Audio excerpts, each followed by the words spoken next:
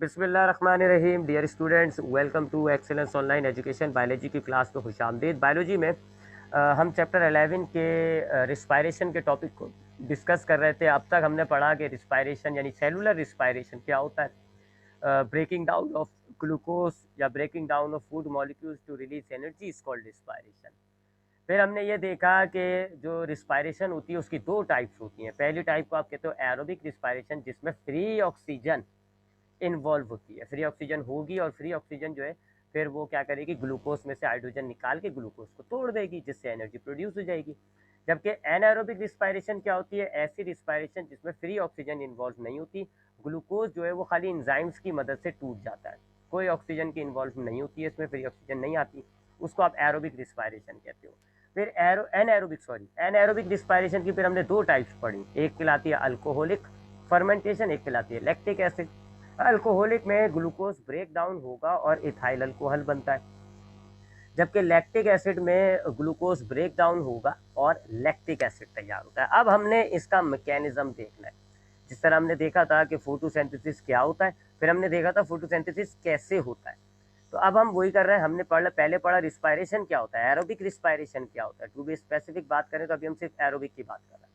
तो हमने पढ़ा एरोबिक रिस्पायरेशन क्या होता है जी, वो मैं यहाँ लिख देता हूँ। चलें इक्वेशन पहले हमने पढ़ चुके हैं कि एरोबिक रिस्पायरेशन क्या होता है कि जिसमें ग्लूकोज होगा जी C6H12O6 और फ्री ऑक्सीजन होगी जी। ठीक है जी, तकरीबन 6 मॉलिक्यूल्स होते हैं। तो ये ग्लूकोज ब्रेक डाउन हो जाएगा और फाइनल जो आपको कंपाउंड्स मिलेंगे वो 6 मॉलिक्यूल्स आपको मिलेंगे कार्बन डाइऑक्साइड के, 6 मॉलिक्यूल्स आपको मिलेंगे वाटर के, और साथ साथ आपको एनर्जी रिलीज होगी। और ये एनर्जी जो है फिर ATP की सूरत में स्टोर हुई थी। ये आपके पास है एरोबिक रिस्पायरेशन। अब हमने इसका मैकेनिज्म पढ़ना है कि ये होता कैसे। याद हो, अच्छा थोड़ा सा ये जहन में रख लेगा, इट विल बी कॉम्प्लिकेटेड, क्योंकि आपने अभी फोटोसिंथेसिस का मैकेनिज्म भी पढ़ा हुआ होता है। और फोटोसिंथेसिस का मैकेनिज्म भी कोई सिंपल नहीं था। दो रिएक्शंस थे, लाइट और डार्क। अब लाइट रिएक्शन बड़ा कॉम्प्लिकेट था। PS2 होता है, फिर प्लास्टोसायनिन, प्लास्टोक्यूनिन, फायरफाइटिन, पता नहीं क्या क्या चीज़ें इन्वॉल्व थी। उसके बाद डार्क रिएक्शन पढ़ा आपने। डार्क रिएक्शन में कंपाउंड्स थे। ठीक है जी, वो कंपाउंड्स के नाम आपको ध्यान में रखने होंगे जी। वो राइबोलोस बायफॉस्फेट, फिर उससे क्या बना था, फॉस्फोग्लिसरेट बना था। फिर उससे क्या बना था, 1,3 बायफॉस्फोग्लिसरेट बना था। फिर क्या बना था, ग्लिसरल्डिहाइड 3 फॉस्फेट बना था। ठीक है, वो मॉलिक्यूल्स है। अब ये बिल्कुल उस चीज़ से, ये तो उससे ज़्यादा कॉम्प्लिकेट होगा। इसमें एरोबिक रिस्पायरेशन में फोटोसिंथेसिस से ज़्यादा रिएक्शन इन्वॉल्व होते हैं। ठीक है, तो ये ज़्यादा कॉम्प्लिकेट होगा, तो दिमागी तौर पर अपने आप को तैयार रखिएगा। और बेहतर यही होगा कि इस टॉपिक को पढ़ते टाइम आप कोशिश करें पिछला मुकम्मल तौर पे पढ़ा हो, याद करा हो आपने फोटोसिंथेसिस, ताकि वो आपको मुकम्मल तौर पे याद हो, इसको फिर आप याद करो। तो कोशिश करिएगा कि पिछली वीडियोस भी देख लीजिएगा ताकि फोटोसिंथेसिस भी थोड़ा रिवाइज हो जाए। तो अब हम आते हैं जी, हमने मैकेनिज्म ऑफ एरोबिक रिस्पायरेशन पढ़ना है। ये मैंने आपको बता दिया एरोबिक रिस्पायरेशन क्या होता है कि अगर ग्लूकोज जो है वो फ्री ऑक्सीजन की मदद से टूटेगा तो इसको आप कहते हो एरोबिक रिस्पायरेशन। ज़्यादातर ऑर्गेनिज्म एरोबिक रिस्पायरेशन करते हैं। वजह यह है कि इससे एनर्जी ज़्यादा प्रोड्यूस होती है। इस एनर्जी के साथ साथ दो वेस्ट मटेरियल तैयार होते हैं, कार्बन डाइऑक्साइड और वाटर, जो कि एक्सक्रीट आउट हो जाते हैं। अच्छा, अब आप जानते हैं जी इस रिएक्शन के लिए हमारे पास रिएक्टेंट्स क्या है जी। Number 1 is glucose. ये है जी, सबसे पहले आपके पास ग्लूकोज पहला आपके पास रिएक्टेंट है ग्लूकोज, और दूसरा रिएक्टेंट है ये ऑक्सीजन। ये दो चीज़ें आपको चाहिए होती है एरोबिक रिस्पायरेशन के लिए। अब ये ग्लूकोज कहाँ से आता है जी, ये आता है from the digestive system. Digestive system से आ रहा होता है। ये मैंने आपको कल की क्लास में काफ़ी डिटेल में बताया था कि आप जो खाना खाते हो तो 3 कंपोनेंट्स होते हैं, कार्बोहाइड्रेट, प्रोटीन और फैट। अब कार्बोहाइड्रेट्स ब्रेक डाउन हो जाता है ग्लूकोज में, प्रोटीन ब्रेक डाउन हो जाता है अमाइनो एसिड्स में, और जो लिपिड्स होती हैं वो ब्रेक डाउन हो जाती हैं फैटी एसिड्स में। प्रोटीन और लिपिड्स जो है वो स्टोरेज और बिल्डिंग के काम आ जाती हैं, जबकि ग्लूकोज जो है वो ये आ गया glucose for the aerobic respiration. अगर ग्लूकोज नहीं होगा तो फिर लिपिड्स जो है उसकी स्टोरेज जो हुई हुई है, फिर लीवर क्या करेगा, लिपिड्स को वापस तोड़कर ग्लूकोज में लेकर आएगा। और अगर फिर प्रोटीन की ज़रूरत पड़ती है तो प्रोटीन के साथ भी ऐसा किया जाएगा। ग्लूकोज जो है वो प्रोटीन जो है वो लीवर जो है वो ब्रेक कर देगा और ग्लूकोज मिल जाएगा। तो बहरहाल हर सूरत में ग्लूकोज का एरोबिक रिस्पायरेशन होना है। तो ये ग्लूकोज आपको मिलता है डाइजेस्टिव सिस्टम से, जबकि ये जो होता है ऑक्सीजन, ये ऑर्गेनिजम्स को मिलता है रिस्पायरेटरी सिस्टम से। हम बड़े ऑर्गेनिजम्स की बात कर रहे हैं। रिस्पायरेटरी सिस्टम से आता है, जैसे कि ह्यूमंस वगैरह जो होते हैं ना, कॉम्प्लेक्स ऑर्गेनिजम्स, उनमें ये ऑक्सीजन आ रही होती है रिस्पायरेटरी सिस्टम से। और जो छोटे एनिमल्स होते हैं जैसे कि टेप वॉर्म हो गया, राउंड वॉर्म हो गया, इनके पास रिस्पायरेटरी सिस्टम्स नहीं होते, तो ये अपनी बॉडी से डिफ्यूज़ कर लेते हैं। इनकी बॉडी सरफेस के बाहर जो एक्वेटिक मॉस वो होती है, माहौल होता है यानी पानी वगैरह, तो इनकी बॉडी की वॉल बड़ी पतली होती है, ये इनकी बॉडी की वॉल है, बाहर ऑक्सीजन मौजूद होती है तो डिफ्यूज़ होती है और अंदर आ जाती है, डायरेक्ट इनके अंदर ब्लड में आके डिफ्यूज़ हो जाती है। तो जिन ऑर्गेनिजम्स के पास रिस्पायरेटरी सिस्टम होगा वो रिस्पायरेटरी सिस्टम के ज़रिए ऑक्सीजन ले आएंगे, और जिनके पास रिस्पायरेटरी सिस्टम नहीं होगा वो डिफ्यूजन के ज़रिए जो है वो इसको हासिल कर लेते हैं। ठीक है जी, तो ये दोनों जो रॉ मटेरियल्स हैं एरोबिक रिस्पायरेशन के लिए वो तो आपकी बॉडी में आ गए। अब एरोबिक रिस्पायरेशन जो है, मैंने आपको बताया था कल भी कि ये होता है सेलुलर। सेलुलर का मतलब हो गया कि ये हर सेल एरोबिक रिस्पायरेशन अपना खुद करेगा। हर सेल की अपनी जिम्मेदारी है कि वो ग्लूकोज लेगा, ऑक्सीजन लेगा और उसको ब्रेक डाउन करके उसमें से एनर्जी निकालेगा। इसके लिए कोई पर्टिकुलर ऑर्गन आपकी बॉडी में नहीं है कि कोई पर्टिकुलर ऑर्गन है वहाँ ये एरोबिक रिस्पायरेशन हो रहा है, नहीं, ये सेलुलर होता है, ये सेलुलर लेवल्स पर पाया जा रहा होता है, इसलिए हमने इसको सेलुलर रिस्पायरेशन कहा है।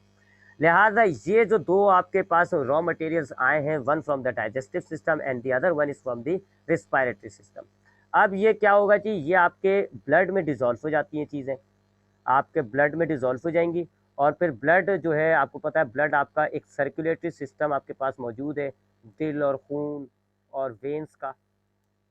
तो ये सर्कुलेटरी सिस्टम आपके इस ब्लड को ट्रांसफ़र करेगा to all the cells of the body. आपके तमाम सेल्स तक अब आपका ये ब्लड जो है वो जाएगा, और फिर ब्लड में से आपके सेल्स जो हैं वो इन चीज़ों को ले लेंगे। तो अब ये आपके जो है ब्लड से कहाँ आ गई, आपके सेल्स के अंदर आ गई। तो ये ऐसे अब आपके पास सेल्स के अंदर क्या चीज़ें आ गई, ग्लूकोज आ गया और ऑक्सीजन आ गई। ठीक है जी, ऐसे आपके सेल्स को ये तमाम चीज़ें पहुंच जाती हैं, चूंकि सेलुलर प्रोसेस है ये, लिहाजा अब ये सेल करेगा। अच्छा, अब ये सेल करेगा। अच्छा, अब इसका ये जो एरोबिक रिस्पायरेशन का मैकेनिज्म है, it is a very complicated topic. तो ये काफ़ी बड़ा होता है और काफ़ी कॉम्प्लिकेट होता है, तो हमने इसको 4 हिस्सों में, 3 या 4, 3 हिस्सों में हमने पहले तो हमने इनको ब्रेक किया हुआ है। कौन कौन सी 3 स्टेजेस होती हैं? पहली स्टेज कहलाती है ग्लाइकोलाइसिस, ग्लाइकोलाइसिस। उसके बाद दूसरी स्टेज जो है वो कहलाती है क्रेब्स साइकिल, क्रेब्स साइकिल, इसको हम सिट्रिक एसिड साइकिल भी कहते हैं। ठीक है, इसका दूसरा नाम है सिट्रिक एसिड साइकिल, क्योंकि सिट्रिक एसिड बनता है। और तीसरी स्टेज जो है वो इलेक्ट्रॉन ट्रांसपोर्ट चेन कहलाएगी, इलेक्ट्रॉन ट्रांसपोर्ट चेन। आपको याद होगा लाइट रिएक्शन में भी इलेक्ट्रॉन ट्रांसपोर्ट चेन पाई जा रही थी, जिसमें कि मॉलिक्यूल्स थे और मॉलिक्यूल से एक मॉलिक्यूल दूसरे को इलेक्ट्रॉन दे रहा था, इस तरह इलेक्ट्रॉन ट्रांसपोर्ट हो रहा था। तो उस चेन को, उन मॉलिक्यूल्स से बनी हुई जो चेन है उसको हम कहते हैं इलेक्ट्रॉन ट्रांसपोर्ट चेन। तो इस तरह की एक चेन इसमें भी पाई जाएगी। ठीक है जी। अच्छा, अब ये तो 3 स्टेजेस हो गई, आप इनको स्टेजेस कह लें, ये हो गई स्टेजेस ऑफ एरोबिक रिस्पायरेशन। लेकिन बाज़ औक़ात अपनी आसानी के लिए कुछ लोग क्या करते हैं जी, ग्लाइकोलाइसिस और क्रेब्स साइकिल के बीच में एक और स्टेज बना देते हैं, एसिटाइल कोएंजाइम ए। तो मैं यहाँ लिख देता हूँ उसको, ऐसे सब स्टेज करके लिख देते हैं हम। सब स्टेज क्या हो जाएगी जी, एसिटाइल कोएंजाइम ए की फॉर्मेशन। ठीक है जी, एक छोटा सा प्रोसेस होता है ये ग्लाइकोलाइसिस और क्रेब्स साइकिल के बीच में। तो यूं कह लो आप 4 स्टेजेस हो गई। तो अब ये जो आपके सेल ने ग्लूकोज और ऑक्सीजन हासिल किया है फ्रॉम द ब्लड, अब आपका सेल क्या करेगा जी, एरोबिक रिस्पायरेशन। 4 स्टेजेस के अंदर ये होगा। पहली स्टेज कहलाएगी ग्लाइकोलाइसिस, दूसरी कहलाएगी जी formation of acetyl coenzyme A, तीसरी कहलाती है क्रेब्स साइकिल, चौथी कहलाएगी आपके पास इलेक्ट्रॉन ट्रांसपोर्ट चेन। अब हम पहली बात करते हैं जी फर्स्ट स्टेज की। फर्स्ट स्टेज हमारे पास क्या है, नाम उसका ग्लाइकोलाइसिस। ठीक है जी, अगर हम गौर से देखें इसके नाम को, तो इसका नाम 2 चीज़ों से मिलके बना हुआ है, 2 वर्ड है इसमें। एक तो है ग्लाइको, ठीक है, जिसका मतलब है ग्लूकोज, और दूसरा वर्ड इसमें पाया जा रहा है लाइसिस, और लाइसिस का मतलब होता है ब्रेक डाउन, टूटना। ठीक है, तो इस स्टेज का नाम क्या हो गया जी, ग्लाइकोलाइसिस, मतलब ग्लूकोज का टूटना। ये इसका आप कह लो कि इस स्टेज में ये काम होता है। तो इस स्टेज में काम क्या होता है कि जी ग्लूकोज जो है ग्लूकोज वो ब्रेक हो जाएगा किसके अंदर, दो मॉलिक्यूल्स किसके, पायरुविक एसिड के। एक 3 कार्बन वाला कंपाउंड होता है जिसको हम कहते हैं पायरुविक एसिड। तो ग्लूकोज जो है वो पायरुविक एसिड में कन्वर्ट हो जाएगा, टूट जाएगा, ब्रेक हो जाएगा। साथ साथ आपको जो है वो 2 एटीपी के मॉलिक्यूल्स मिलेंगे इस रिएक्शन के अंदर, और तकरीबन 2 जो है वो आपके NADH के मॉलिक्यूल्स बनेंगे। ये ATP और NADH क्या है, ये फोटोसिंथेसिस में हमने बहुत अच्छी तरीके से पढ़ा है। ठीक है जी। तो होगा क्या इसके अंदर कि आपके पास जो ग्लूकोज है it will broke down, glycolysis के अंदर क्या होता है कि जो आपका ग्लूकोज है वो टूट जाएगा और 2 पायरुविक एसिड के मॉलिक्यूल्स तैयार होंगे, 2 ATP और 2 NADH के मॉलिक्यूल्स। अगर हम कार्बन की तादाद से देखें तो हमारे पास ये जो ग्लूकोज होता है इसका फॉर्मूला क्या होता है, C6H12 और O6।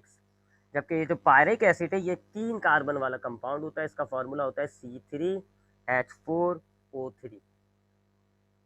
ठीक है। इसमें हाइड्रोजन ऑक्सीजन को छोड़े सिर्फ कार्बन को देखें तो 6 कार्बन है, 3 कार्बन के 2 मॉलिक्यूल्स बन गए। ठीक है, ऐसे लगा लो आप, ये 1 2 कार्बन 3 4 5 6 कार्बन के मॉलिक्यूल है, ये बॉन्ड ब्रेक हो जाएगा। 1 2 3 कार्बन का 1 पायरिक एसिड, 3 कार्बन मॉलिक्यूल्स का 1 पायरिक एसिड, ये काम होगा। साथ साथ 2 ATP के मॉलिक्यूल्स बनेंगे और 2 आपको मॉलिक्यूल्स तैयार होंगे किसके, NADH के। ठीक है जी, ये मैं मिटा देता हूँ।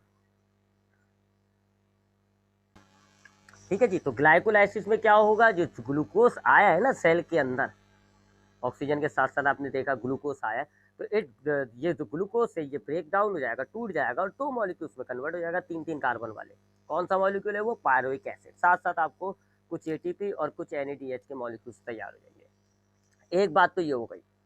दूसरी बात ये कि ये जो रिएक्शन होता है ये सेल के साइटोसोल या सीधी जबान में हम बोलें तो साइटोप्लाज्म में होता है। ठीक है, ये सेल के किसी ऑर्गेनल में नहीं होता, ये साइटोप्लाज्म में हो जाता है। अगर आपके पास ये सेल है, इसका ये न्यूक्लियस है, तो ये जो साइटोप्लाज्म है ना, इधर हो रहा होता है ग्लाइकोलाइसिस। इसमें जितने भी एंजाइम्स यूज होंगे वो सारे आपके साइटोप्लाज्म में पाए जा रहे होते हैं। जबकि जो बाकी स्टेजेस होंगी ना वो होंगी माइटोकॉन्ड्रिया के अंदर। आपने याद होगा पढ़ा है कि mitochondria is the power house of the cell. तो ज़्यादातर जो रिस्पायरेशन है वो माइटोकॉन्ड्रिया में हो रहा होता है और वहीं से भी पावर जनरेट हो रही होती है, तो इसलिए हम उसको पावर हाउस कहते हैं। तो ये जो ग्लाइकोलाइसिस है ये हमारे सेल के साइटोप्लाज्म में अकर करता है, साइटोप्लाज्म में मौजूद होता है। Cytoplasm contains all the enzymes which are necessary for the glycolysis. तीसरी बात कि चाहे एरोबिक हो या एनएरोबिक, दोनों में ये वाली स्टेज ज़रूर होगी। एरोबिक और एनएरोबिक दोनों के अंदर ये वाला ग्लाइकोलाइसिस का स्टेज जरूर होता है, बोथ दोनों में होता है। ठीक है, अभी तो हम खैर अभी तो हम खाली एरोबिक पढ़ रहे हैं, एरोबिक में भी ग्लाइकोलाइसिस होता है, लेकिन अगर हम एरोबिक भी पढ़ेंगे तो उसमें भी आप देख लेगा पहली स्टेज ग्लाइकोलाइसिस ही होती है, बाकी ये वाली स्टेजेस नहीं होंगी, एसिटाइल कोएंजाइम ये वाली नहीं होंगी, ग्लाइकोलाइसिस जरूर होती है। ठीक है, तो ग्लाइकोलाइसिस के बारे में ये थोड़ा सा इंट्रोडक्शन हो गया। ग्लाइकोलाइसिस क्या है, एक ऐसी स्टेज है, पहली स्टेज है जिसमें ग्लूकोज ब्रेक हो जाएगा और 2 पायरिक एसिड्स आपको मिलेंगे। साथ साथ आपको कुछ जो है वो एनर्जी वाले कंपाउंड्स मिल जाएंगे। ये आपके सेल के साइटोप्लाज्म में होता है और ये चाहे एरोबिक हो चाहे एनारोबिक रिस्पायरेशन हो, दोनों के अंदर ये होती है। ठीक है, अब हम इसका ज़रा एक डायग्राम में आपको दिखाऊं, इसकी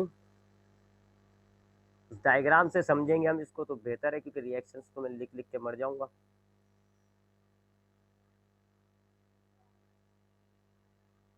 ये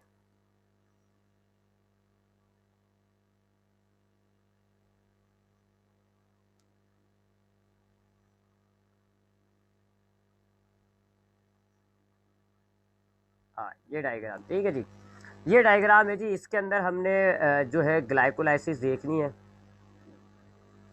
हाँ, ये डायग्राम है। ठीक है जी, अब मैं आपको सारी बातें बता चुका हूँ ग्लाइकोलाइसिस के हवाले से, कि याद रखिएगा जहन में कि ग्लाइकोलाइसिस में होना क्या है। ये पॉइंटर देते हैं, ग्लाइकोलाइसिस में होना क्या है, ग्लूकोज ब्रेक होगा, आखिर में आप देख लीजिएगा, देखिए शुरू में क्या है ग्लूकोज और आखिर में देखें क्या बन रहा है, पायरोइक एसिड। ये पायरावेट और पायरिक एसिड एक ही चीज़ है। ठीक है, पायरिक एसिड बन रहा है। ठीक है, ये लिखा हुआ पायरिक एसिड बन रहा है। उसके अलावा 2 ATP के मॉलिक्यूल्स बनते हैं और 2 NADH के मॉलिक्यूल्स बनते हैं, 2 पायरिक एसिड के मॉलिक्यूल्स बनते हैं। ठीक है जी। दूसरा ये साइटोप्लाज्म में होगा, इसमें जितने भी ये देखें ये एंजाइम की लिस्ट है, एक्सोकाइनेस, फॉस्फोग्लूकोज, आइसोमेरेज, जितने भी एंजाइम्स हैं ये सारे साइटोप्लाज्म में पाए जा रहे होते हैं, इसलिए ये साइटोप्लाज्म में होता है। और इस रिएक्शन के अंदर देखें, ये रिएक्शन मैंने इसका लिखा हुआ है, कहीं ऑक्सीजन की ज़रूरत नहीं है, लिहाजा ये एरोबिक एनारोबिक दोनों के अंदर हुआ होगा।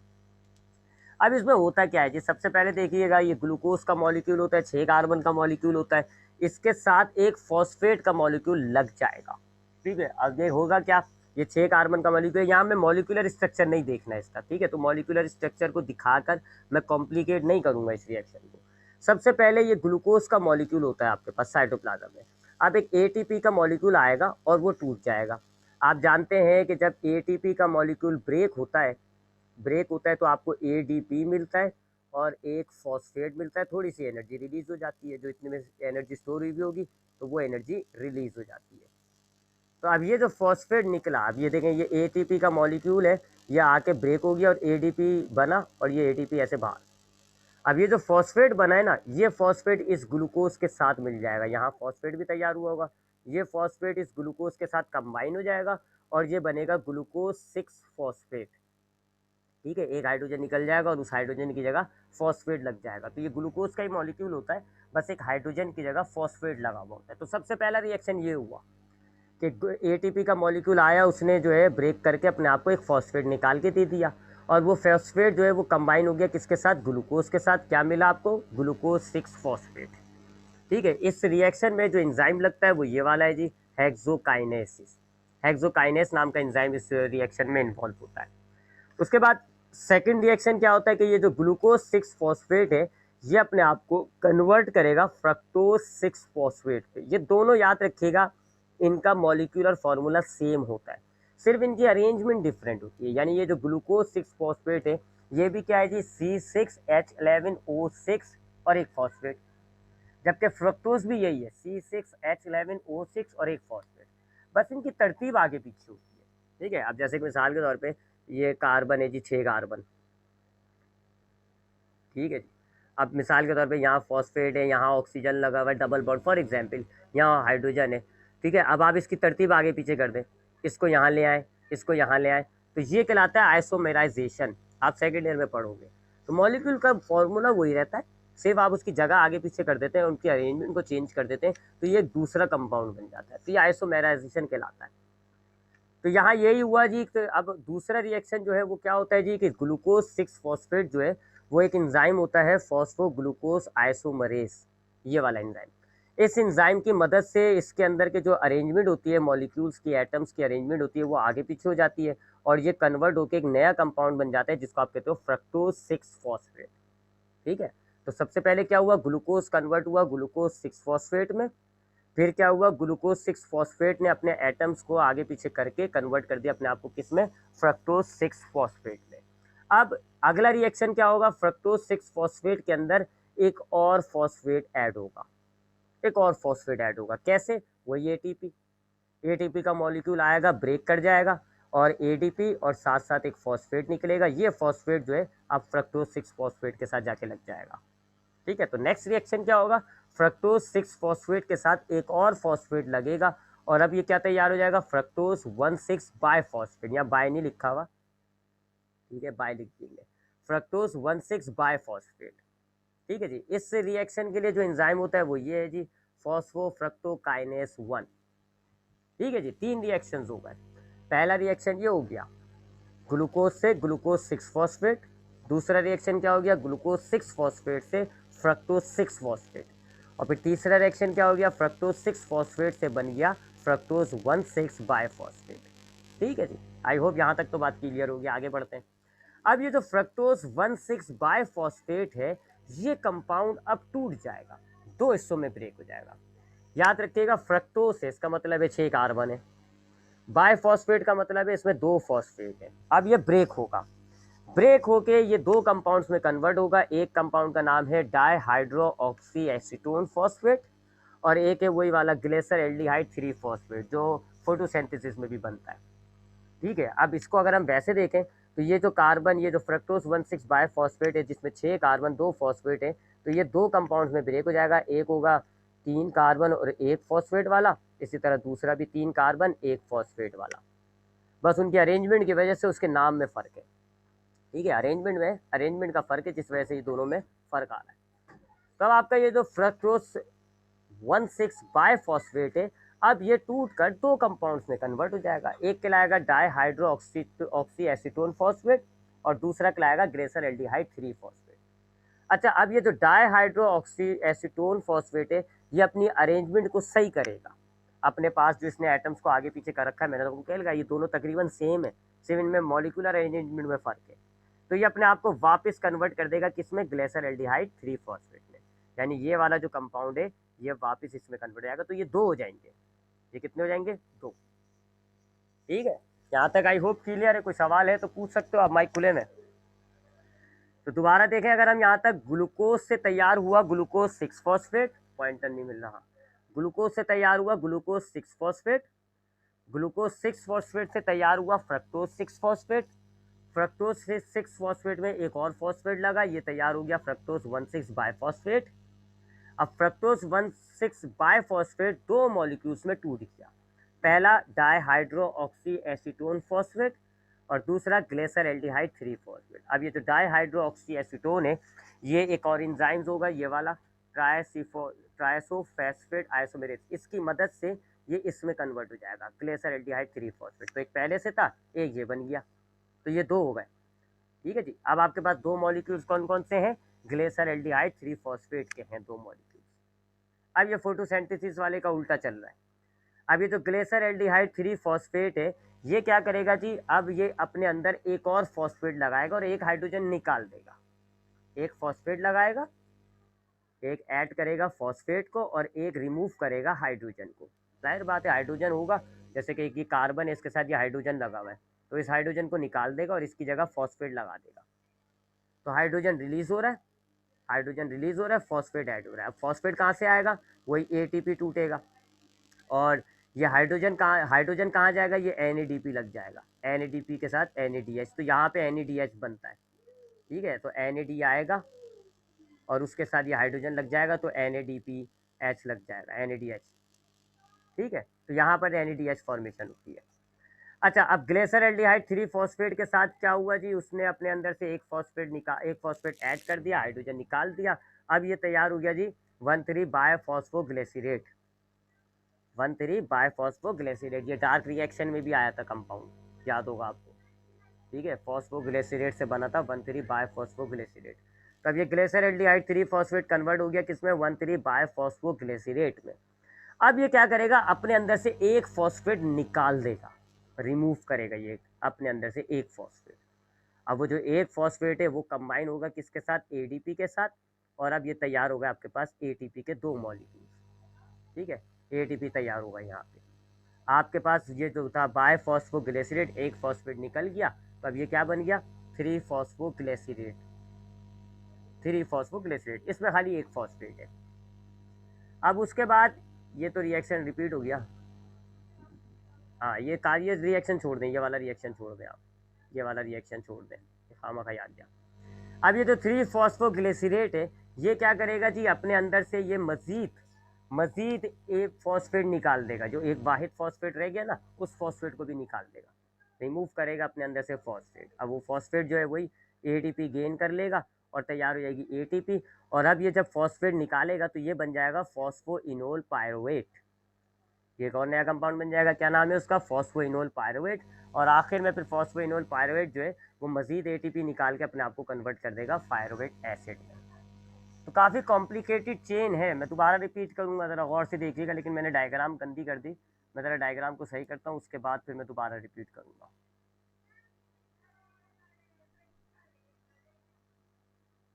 हाँ, अब दोबारा मैं रिपीट करता हूँ, ज़रा देख लीजिएगा। सबसे पहले हमारे पास ये जो होता है ग्लाइकोलाइसिस, इसके अंदर हमारे पास आता है जी स्टार्टिंग में ग्लूकोज।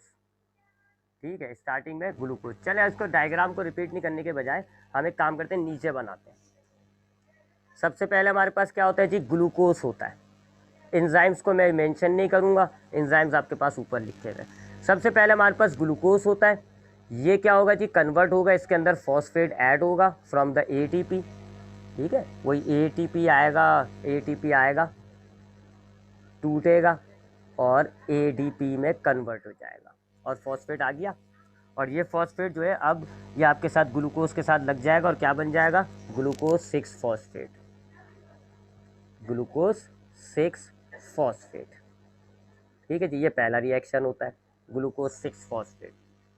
पहला रिएक्शन क्या हो गया जी, ग्लूकोज एक फॉस्फेट लेगा और बना देगा ग्लूकोज 6 फॉस्फेट। ये फॉस्फेट कहाँ से आया, ATP ब्रेक हुआ, फॉस्फेट निकल लिया, ठीक है, और ये आपके पास तैयार हो गया। अब दूसरा रिएक्शन क्या होता है कि ये जो ग्लूकोज 6 फॉस्फेट है ये अपनी आगे पीछे मॉलिक्यूल्स को रीअरेंज करता है और तैयार होता है फ्रक्टोज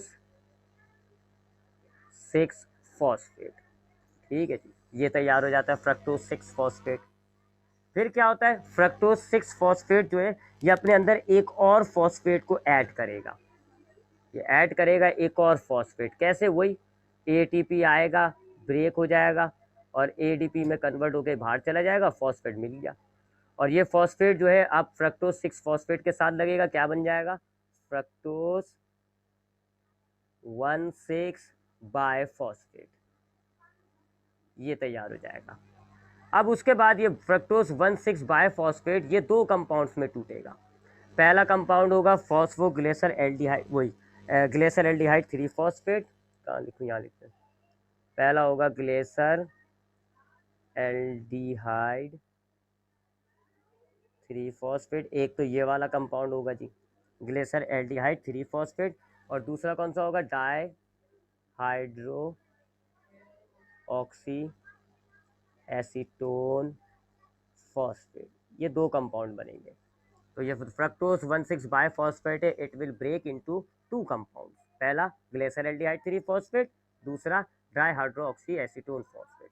अब ये जो dihydroxyacetone phosphate है ये एक एंजाइम की मदद से इसी में ही कन्वर्ट हो जाएगा ग्लेसर एल्डिहाइड, तो इसके हमारे पास दो मॉलिक्यूल्स हो जाएंगे ग्लेसर एल्डिहाइड 3 फॉस्फेट के।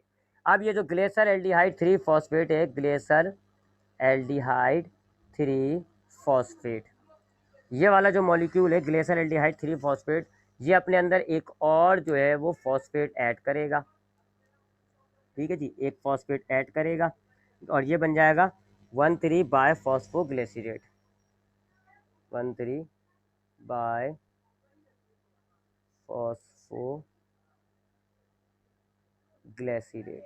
ठीक है, इसने अपने अंदर एक और जो है वो फॉस्फेट ऐड किया और ये क्या बन गया, 1,3 बायफॉस्फोग्लिसरेट।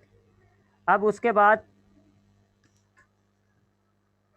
ठीक है जी 1,3 ये यहाँ तक पहुँच गए हम। ठीक है, ये 1,3 बायफॉस्फोग्लिसरेट। अब उसके बाद क्या होगा जी, ये अपने अंदर से एक फॉस्फेट निकालेगा, रिमूव कर देगा एक फॉस्फेट को। ठीक है, कहाँ लिखें, ये ऐसे, ये इसने फॉस्फेट निकाल दिया। अब ये जो फॉस्फेट निकला है ये गेन कर लेगा एक ADP और एक ATP का मॉलिक्यूल आपके पास तैयार हो जाएगा। ठीक है, अब इसमें से एक फॉस्फेट का मॉलिक्यूल निकल गया तो अब ये बन जाएगा 3 फॉस्फोग्लिसरेट, ये बन जाएगा 3 फॉस्फोग्लिसरेट। ठीक है जी, ये आपके पास फॉस्फोग्लिसरेट हो गया। अब ये वाहिद इसके अंदर जो फॉस्फेट है ये भी रिमूव होगा, ये फॉस्फेट रिमूव हो जाएगा, फिर वही ADP इसको गेन कर लेगा और क्या बन जाएगा आपके पास, ATP। और अब जब इसमें से फॉस्फेट निकल जाएगा तो ये बनेगा फॉस्फोइनोल पायरुवेट, फॉस्फोइनोल पायरुवेट। ठीक है जी, फॉस्फेट इसमें से निकल गए, सारे फॉस्फेट निकल गए तो ये बन गया फॉस्फोइनोल पायरुवेट। और आखिर में इसमें से आपके पास जो इसमें से है एक ATP और निकलेगा, एक फॉस्फेट और निकलेगा और वो कंबाइन होगा ADP के साथ और ये बन जाएगा ATP। और अब इसमें से जब आप फॉस्फेट निकाल दोगे तो अब आपके पास बचता है खाली पायरुविक एसिड, ऐसे तैयार हो रहा है ये। ठीक है, तो देख लिएगा, मैं दोबारा रिपीट करूँगा एक दफ़ा, ग्लूकोज से तैयार हुआ, अब इसको ये वाली डायग्राम देखते हैं, ग्लूकोज से तैयार हुआ ग्लूकोज 6 फॉस्फेट, ग्लूकोज 6 फॉस्फेट से तैयार हुआ फ्रक्टोज 6 फॉस्फेट, फ्रक्टोज 6 फॉस्फेट में एक और फॉस्फेट ऐड हुआ, ये बन गया फ्रक्टोज 1,6 बायफॉस्फेट। अब ये टूटा और आपके पास दो मॉलिक्यूल्स तैयार हो गए ग्लेसर एल्डिहाइड 3 फॉस्फेट के, एक ये भी तैयार हुआ था, फिर ये इसमें कन्वर्ट हो जाता है। अब ग्लेसर एल्डिहाइड 3 फॉस्फेट जो है इसमें एक और फॉस्फेट लगेगा, ये हो जाएगा एक फॉस्फेट हाइड्रोजन रिमूव होता है, फॉस्फेट लगता है और ये बन जाता है 1,3 बायफॉस्फोग्लिसरेट। अब ये जो 1,3 बायफॉस्फोग्लिसरेट है, इसमें से एक फॉस्फेट निकल जाएगा, ये बचेगा फॉस्फोग्लिसरेट। फिर उसके बाद ये वाला रिएक्शन बेकार है, इसको छोड़ दें। अब इसमें से ये जो है 3 फॉस्फोग्लिसरेट, इसकी थोड़ी सी रीअरेंजिंग होगी, ये बन जाएगा फॉस्फोइनोल पायरुवेट। और फिर फॉस्फोइनोल पायरुवेट में से एक वाहिद फॉस्फोरस जो बचा हुआ है वो भी निकल जाएगा और ये तैयार होगा आपके पास पायरुविक एसिड। तो यूँ आपके पास पायरुविक एसिड जो है वो ग्लूकोज की काफ़ी बड़ी चेन से तैयार होते हुए आखिर में जाके ब्रेक होता है। सीधा सीधा ब्रेक नहीं होता, एक मॉलिक्यूल से दूसरे में, दूसरे से तीसरे में कन्वर्ट होकर आखिर में टूटता है। ठीक है, तो आखिर में आपके पास 2 पायरुविक एसिड आ रहे होते हैं। क्योंकि 2 क्यों आ रहा है? क्योंकि ये ग्लेशियर एल्डिहाइड एक नहीं है, याद होगा आपको, मैंने बताया था, पॉइंटर था। ये 2 होते हैं, एक ये वाला होता है और एक ये वाला होता है, ये भी इसी में कन्वर्ट हो जाता है। तो ये 2 होते हैं, इसलिए आपको एंड में जो है वो 2 पायरुविक एसिड मिलते हैं। 2 एटीपी तैयार क्यों हो रहा है? क्योंकि कुछ जगहों पे एटीपी ज़्यादा बनते, देखें यहाँ एटीपी यूज़ हो गया, यहाँ एटीपी यूज़ हो गया तो माइनस चल रहे हो आप। यहाँ 2 एटीपी बने और यहाँ 2 एटीपी बने, तो 4 एटीपी बन रहे हैं और 2 एटीपी यूज़ हो रहा है। तो नेट कितना हुआ? 2 एटीपी फाइनली बन रहे हैं, तो इसलिए हमने 2 एटीपी लिखा हुआ है। और 2 NADH मॉलिक्यूल बनते हैं जो कि यहाँ बनते हैं। ठीक है, तो ये इसका प्रोडक्ट हो गया। ये ग्लाइकोलाइसिस होता है। अगला जो इसके स्टेप है, मेरा नहीं ख्याल वो आज पढ़ना चाहिए हमें, क्योंकि ऑलरेडी ये थोड़ा टेढ़ा है, तो उसमें ज़्यादा परेशानी हो जाएगी अगर मैंने आपको पढ़ाया। तो अब आपको ग्लाइकोलाइसिस में कोई सवाल है तो मैं आपके माइक खोलता हूँ, पूछिएगा। और